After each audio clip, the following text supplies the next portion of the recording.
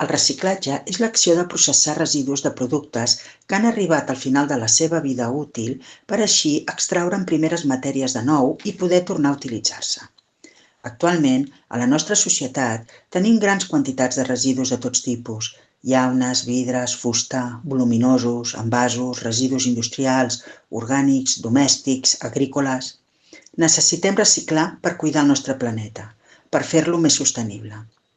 I hem de començar per casa nostra, separant cada residu en el contenidor que li pertoqui.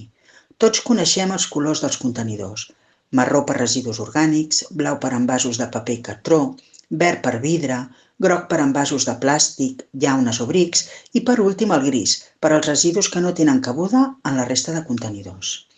La importància del reciclatge en les nostres vides i en la nostra economia cada cop creix més. Hem d'incloure hàbits de reciclatge a les nostres rutines. Hem d'entendre millor per a què serveix reciclar. Donem algunes idees. Perquè ajuda a l'estalvi d'energia, ja que els productes reciclats es salten fases en el seu procés de fabricació. També ens ajuda a l'estalvi de recursos naturals, ja que reciclant no hem de tornar a extraure recursos nous del planeta. Si considerem la contaminació que els residus provoquen, la disminució d'aquests protegirà la nostra flora i fauna.